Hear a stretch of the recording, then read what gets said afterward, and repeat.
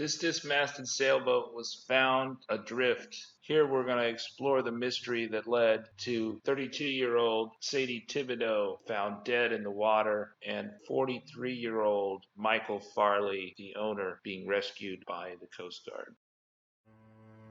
Subscribe to Slowboat Sailing so you can get the stories of the most interesting sailors in the world and our round-the-world adventure.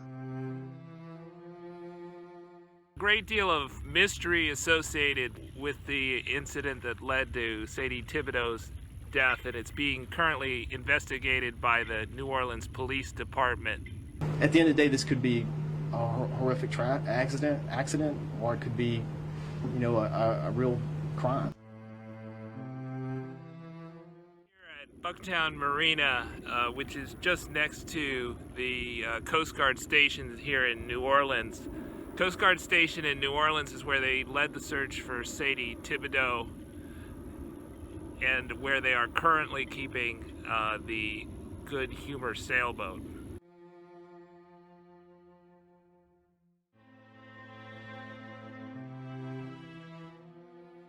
The Good Humor sailboat was discovered in Lake Pontchartrain with only a dog on board and the cell phones of Sadie Thibodeaux and Michael Farley, the owner of the 34-foot sailboat. Sadie Thibodeaux was a fitness instructor who just moved to New Orleans, but we know very little about Mr. Michael Farley. He has made no public statements, although the NOPD says he has cooperated with investigators.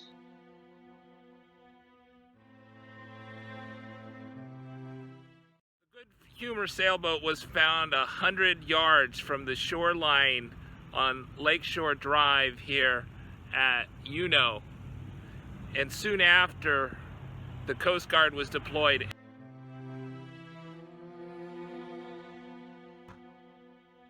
Mr. Farley was found in the water at about 7 a.m. on Monday, but by noon on Tuesday, the 7th of August, Sadie Thibodeaux's friends and family were getting very frustrated with the search, which was centering around the causeway bridge that crosses the estuary of Lake Pontchartrain. The family contacted the United Cajun Navy at noon on the 7th, and they arrived on scene at the Coast Guard station at 1:30. They used the Coast Guard's last known coordinates of the sailboat and drones tracking the currents to trace Sadie's likely drift to a quarter of a mile from the Seabrook Boat Launch. Within 4 hours of coming on the scene, the United Cajun Navy had found Sadie Thibodeaux. She was dead, and her family could then grieve. You'll hear an interview with Todd Terrell, founder of the United Cajun Navy, who led the search at the end of this video. The Cajun Navy deployed 4 boats and 3 drones to find the body of Sadie Thibodeaux. We're going to go through many of the unanswered questions about what caused these two to be in the water. According to the NOPD and news reports, Michael Farley is a contractor and builder who claimed to have been dating Ms. Thibodeaux, although her family disputes that claim, saying he was only a friend. A person familiar with the search says that Mr. Farley's sailboat was lacking a mast when it took out Sadie on her last sail on Sunday, August 5th. Thus, the boat was not dismasted on Sunday, but it did not have one to begin with. Indeed, there were no thunderstorms and the winds were light that afternoon. Mr. Farley's statements to NOPD and Coast Guard rescuers are likely the source of a story that the family was familiar with, that they had both gone swimming and the boat sailed away from them because the anchor was not set when they went into the water. Of course, at the time of recording this, the NOPD has not ruled out whether it's an accident or foul play that led to Sadie Thibodeaux's death. One thing people don't think about is how difficult it is to get back onto a boat if the boarding ladder is not deployed. We do not know if the boarding ladder was down when the Coast Guard found the boat or not. But if it was not down, it would have been very hard to get back on board. Time I went in the water here at the Marina with my old boat Penelope when my dog Daly jumped overboard, and I was able to save him and put him on the dock. But I was not able to put myself on the dock because we didn't have a boarding ladder that was down, and I had to swim to a boat that had a swim step to get back onto the dock or aboard any other boat. So I swam across the way and got to another boat. I think one thing you don't think about going overboard is how difficult it is to get back on a sailboat, especially a large sailboat, if their ladder is not down. The swim step relatively easy to get back onto. This is a boarding ladder similar to what I saw in the Good Humor, that you need to pull it down. You can see my old boat Penelope in the distance here. It's the navy blue one. It's relatively rare to swim off a boat that's not anchored because it could sail away, but it does happen from time to time, especially for tropical sailors, but usually they leave one person at least on board in case the swimmers cannot get back to the boat easily. Here you'll hear a story of Sir Robin Knox-Johnston, the first man to sail around the world solo nonstop in 1968 to 1969. Talked to Golden Globe 2018 race participants about his experience swimming off his boat in the solo nonstop race in the 1960s. If it were my boat, I would not allow my crew, and certainly would not myself, swim off the boat underway for the purposes of recreation or getting cooler on a hot day.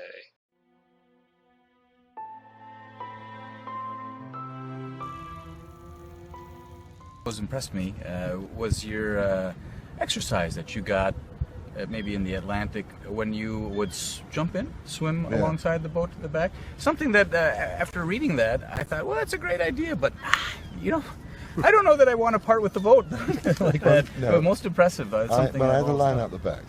You did? Oh yeah, and I grabbed the framework at the stern. If I missed that, I could grab the line. Yeah. But 5 knots, it's darn hard work pulling this up. It's 5 knots. It's pulling it up. It is. I reckon that was above the limit.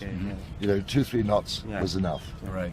And dive off the bowsprit, swim like hell, grab the stern, climb out. Got it. Cover yourself with soap, dive off the bow, swim like hell, get out. It's good, and rinse. In the tropics, it's very good. It's very nice. Oh, yeah.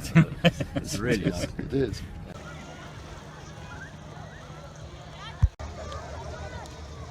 Kids are frolicking and families are enjoying a beautiful Sunday afternoon, a week after the Sunday where Michael Farley and Sadie Thibodeaux went for their last sail. Just a quarter of a mile from here, Ms. Thibodeaux was found on Tuesday, August the 7th. United Cajun Navy, who found Mrs. Thibodeaux within 4 hours of being on site. Her family may have never got the closure to know her final resting place and what happened to her as we await the coroner's report to her cause of death. As you can see, Lake Pontchartrain is not a bad place to swim, as many of these young families will attest.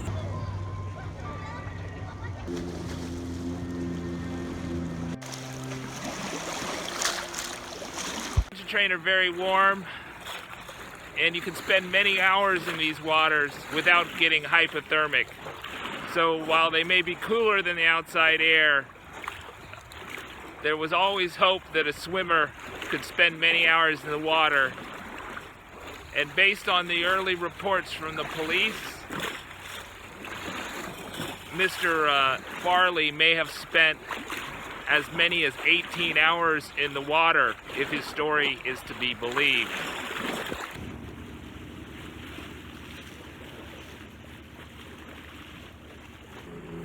As you can see behind me, there are steps that if anybody that got to shore, they should be able to walk onto land and to safety. One of the nice things about the lakefront here is that these steps were built to make it possible for swimmers to get back onto land. Question is, why didn't he walk ashore? He had the lights of the city and the noise to guide him. According to a source familiar with the family, they have not been contacted by Mr. Farley up until the time of the memorial service for Sadie Thibodeaux on Friday, August the 10th. So he never explained what happened to the family up to that point, nor apologized, according to the source. I sailed out of New Orleans for many years, and the last place that I kept my boat was Bucktown Marina, and we departed here in 2016 on our around the world voyage that has taken us through the Panama Canal, across the equator, and now to Tonga in the South Pacific. Keep watching to hear the interview with the United Cajun Navy's Todd Terrell about how they recovered the body of Sadie Thibodeaux. Once we got contacted on Tuesday around noon. I think the body was missing Sunday. I think they found one of the gentlemen off the boat on Monday morning. We got contacted Tuesday by one of the family members. They tagged me in a Facebook post, and they said somebody from Cajun Navy needs to get in touch with them. And they tagged me and some of the other groups. I got the call around 12:30 or around 12 o'clock or so, and I was over there around 1:30. We were about an hour and a half away from there. We immediately went. We had drones that we bring with us, and we have, it's like a Zodiac. We have different boats. One of them is like a Zodiac center console. We brought it down there because Lake Pontchartrain is a big lake, so we went down there I made the calls. We have a team that we can call up immediately for a disaster. And we utilize a system that we work with. It's called PERT, Patriot Emergency Response Team. It's a CAD system, and it's in every state and Puerto Rico. It's 24 hours a day, 7 days a week, 365 days a year. Dispatch. We keep tabs of people, resources, and different things. So we immediately kick that into place. We put an active 911 call out to people in the area that could respond to there, and that's how we did it. We showed up around 1:30, 2 o'clock. I'm at the location where the family was. I was immediately in contact with local authorities, Coast Guard, NOPD, and we basically told them, we're on standby. We're going there. The family requested us to be there. Nobody was in contact with the family. Nobody was telling them information or anything from whether the Coast Guard or the local authorities. So we showed up there with a couple of our boats and resources, and we immediately began contact with the family. At the same time, in contact with the Coast Guard, giving us their coordinates of where they were searching. There was a bad storm that came up. We saw it on radar. What we did was, being a avid boater, avid fisherman, avid person that knows the Louisiana area, Lake Pontchartrain is a different beast. Tides are running in one direction, 50 yards south, they run in an opposite direction, 15 yards east, they run in a third direction. Lake Pontchartrain is like a big bathtub that's sloshing around. So you got to kind of have a little knowledge about that particular lake in particular. Huge currents running across it, So basically, immediately, we took into some considerations of what we knew. We took the Coast Guard coordinates. We sent drones up into an area where the last known location of the sailboat was. And then we started working the tides, in the current. And then we took into consideration the way the wind was blowing, with the rainstorm coming in, and the current for the last 2 days. When you went on the scene at 1:30, was that at the Coast Guard station in Bucktown, or where was that? We went right across from the Coast Guard station in Bucktown. There was a pavilion, and that's where the family was, and that's where we went to, directly across from the Coast Guard station. That little pavilion they got right there? Yeah. That's where we were, because that's where the family was. So did you know where approximately she went overboard, or not? We knew where the location of the boat was found. That you knew where the boat was found? They gave us the coordinates of where they were flying, and they also gave us the last known coordinates of the boat. So we took the last known coordinates of the boat and kind of used a little bit of common sense with the tides, a little bit of the way the tide direction was running, and a little bit of our knowledge of that lake. And we kind of took it from there. From there, we put drones up in a 3-mile radius around the boat, and then we started kind of mapping the tide, the way the tide was running. And we took into consideration, there was a canal, an outflow canal there. We took into consideration a few other things. And with the drones we sent up in the air, we saw like a little rip line, like where the rip is, where the tides meet and the current meets. And we took that, and then we circled in 3 miles, 2 3/4 miles, 2.5 miles, 2 miles.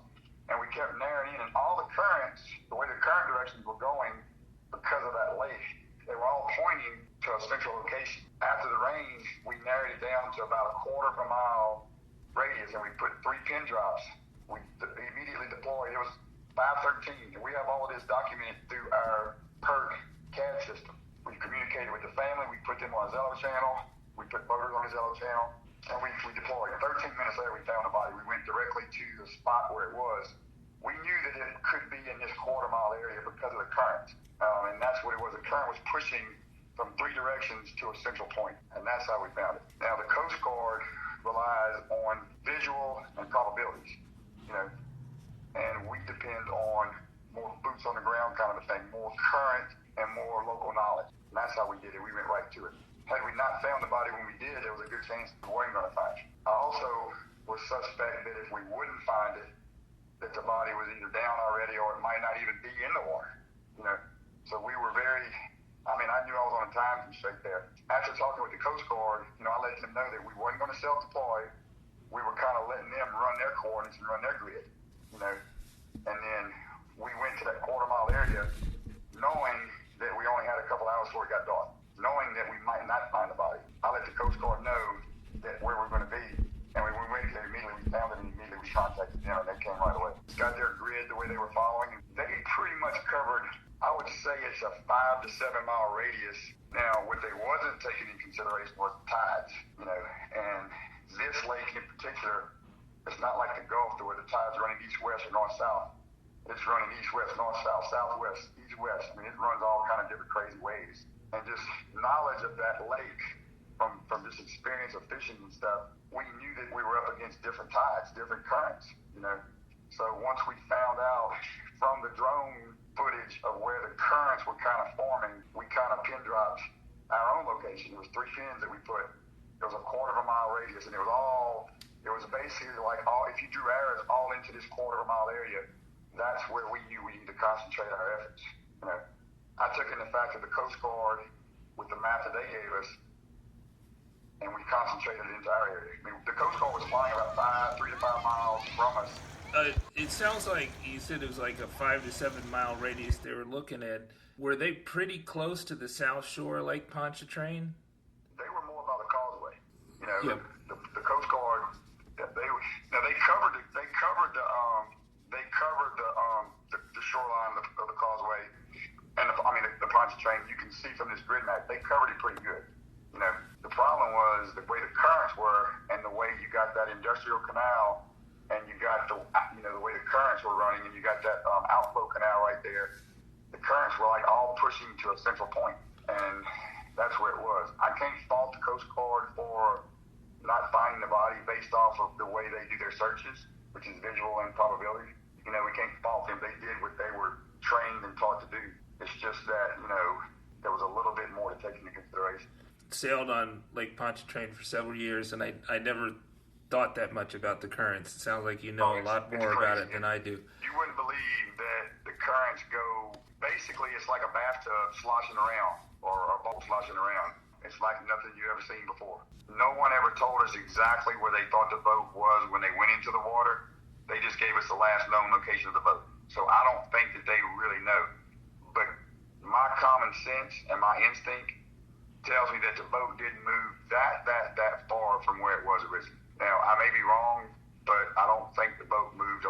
Based off of the way the currents were, it was kind of keeping it in the same area, the same vicinity. So to answer your question there, I don't think it moved definitely no more than a mile. Yeah. Definitely no more, if that far. I found it odd that, we would have found the body so quickly in an area that was so close to where the boat was last found. Speaking to the coroner and different things, you know, they said that the body was probably below the surface a little bit and then just popped up. And we just happened to be in the right location. I guess because of the current, the way it was pushing, it might have formed like a eddy, whirlpool, whatever you want to call it, and the body just floated.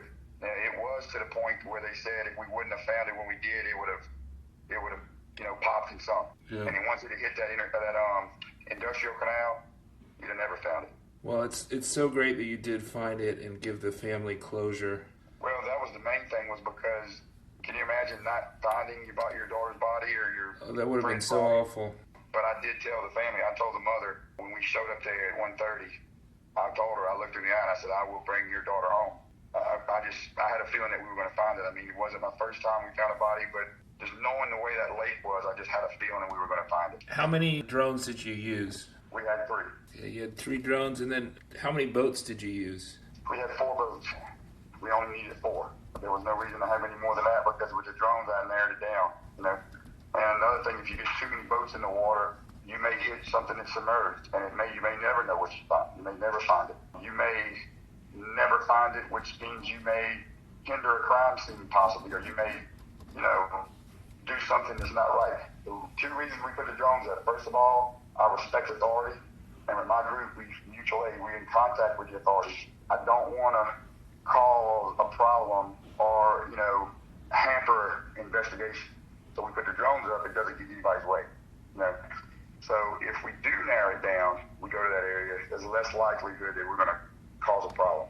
When we found the body, I immediately told the other boats behind us to back off because every boat had a family member in it, and I didn't want them to see the body. They got within about 50 yards, but I had already called in the Coast Guard to come in, and the Coast Guard actually recovered the body. Get our perch system more recognized and more respected. We vet our boaters, we vet our volunteers, we vet our rescuers. You know? We have instant IDs that we can print out for them. We do background checks on them and stuff. We know who they are. We put them into our cache system, and we can tell exactly where they are. Just like with the drones, we know where they're flying, so we can kind of coordinate with the authorities more on our search and rescue. We're trying to raise money, and I can send you a link to it for our mobile command to drive up, and we can show our computer screens, and we can, you know, sit there with the boaters and kind of come up with a game plan. You know, the way I do it now is basically a notebook, a computer, and a piece of paper, you know, and we need to be better organized, but with organization comes money, but then we need to raise money, so that's what we're trying to do now. And this mobile command, we're going to call it Sadie Search, which is the same name we put on our Zello channel to keep the family informed of what's going on while we were out there. So Sadie Search is going to be a mobile command unit for our Navy, United Cajun Navy under purge, and that thing will be anywhere there's a disaster or rescue. So we're trying to, you know, in her honor and memory, continue this and make it better. We want to, you know, make recovery times faster and also make it to where the families have more closure. We can have a counselor or a priest or something there. Nobody was there talking to the family all day long. Nobody was there. Nobody came and, you know, told them this is what's going on. They would call them on the phone a couple times, NOPD and stuff, and say, hey, we're going to be over there and let y'all know what's going on, but they never showed up, you know. So we had our people there, and we were talking to them and kind of keeping them up to date on what's going on. So that's more this mobile command is going to be a communication between the victims, the families. Thank you for all the service that you did for the Thibodeaux family. How many people volunteer with the United Cajun Navy? With our group right now in our perch system, we've probably got about 6,000 volunteers, and that's in every state and Puerto Rico. And that's just the ones that are signed up, registered, and have an ID. Subscribe because I think there's more to this story, what we know now about the incident of the Good Humor sailboat in Sadie. There's more things that we're expecting to know. We're going to get to know the coroner's report, and we're expecting to get some information from the NOPD investigation after the coroner's report, and we might be able to say more about this tragedy. Mantis aimed to design the most reliable anchor ever made Other anchors often cannot set in firm or grassy bottoms, endangering your safety. The Mantis frequently sets the first time even in the most demanding situations. We sleep a lot easier using the Mantis anchor as our primary on the slow boat. Get yours at mantisanchors.com or other fine retailers.